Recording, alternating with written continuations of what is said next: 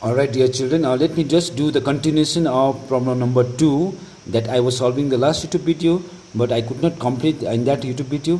Okay, so in problem number 2 I was in the second part, if you remember. Okay, in the second part of the question, we are actually need to calculate the angular separation between the first subsidiary means secondary maxima on two sides of the center maximum. So for that we follow this diagram.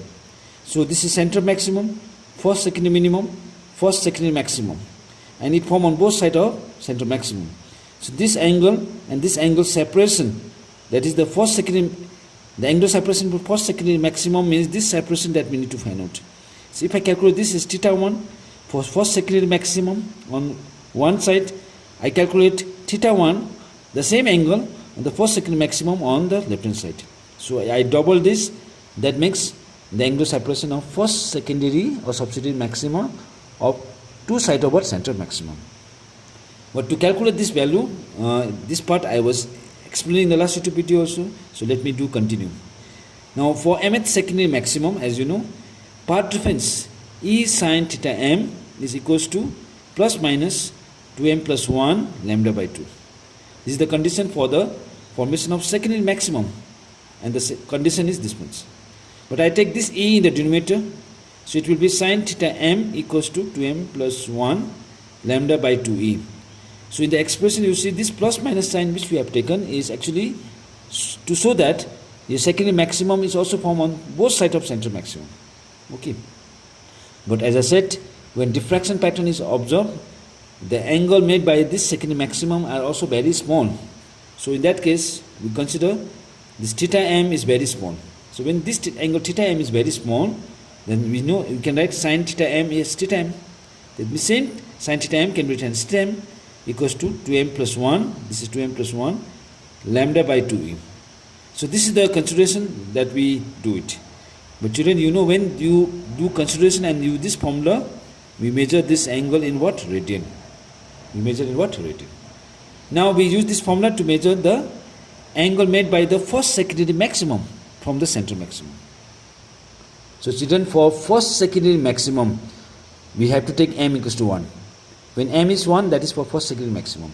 So I write on theta 1 equals to 2, the formula is what? 2m plus 1 bracket lambda by 2e. So let me just substitute the value and calculate. 2 into m is 1 plus 1 bracket lambda by 2e. Okay, now 2 1 is 2 plus 1 is 3, so 3 lambda by 2e. Now let me substitute the value. 3 into lambda means wavelength of light. 6 into 10 minus 3, 7 sorry, 6 minus 7 whole divided by 2 into E, the width of the slit, how much? 0.3 into minus 3. Yes, we can divide. 2 1 is 2, 2 3 is 6. Now 3 3 is 9, so this is 9, sorry. This is what? 9. So 3 3 is 9.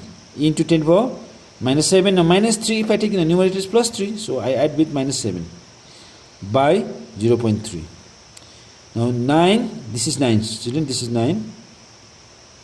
9 into, now I remove decimal from the denominator, so I write 10 in the numerator, so 9 into 10, 9 into 10 into 10 power minus 7 plus 3 means what? Minus 4, whole divided by 3.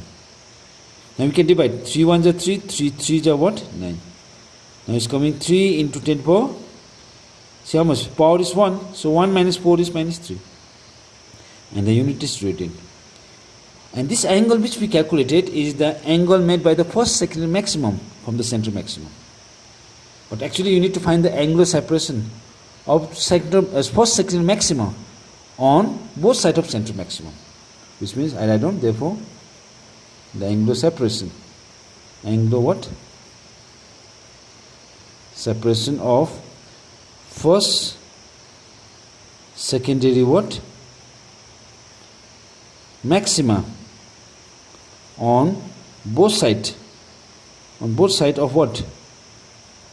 Center maximum, and that is given by 2 theta 1, means 2 into 3 into 10 minus 3. Just double this angle, which will be 6 into 10 minus 3 radian. So the final answer is 6 into minus 3 radian. So what is 6 into minus 3 radian? Is the angular separation of first subsidiary maxima on both sides of central maximum. So this is the continuation of second part of this question number, problem number 2 that we have solved. So we go to the next problem that you do in the next YouTube video.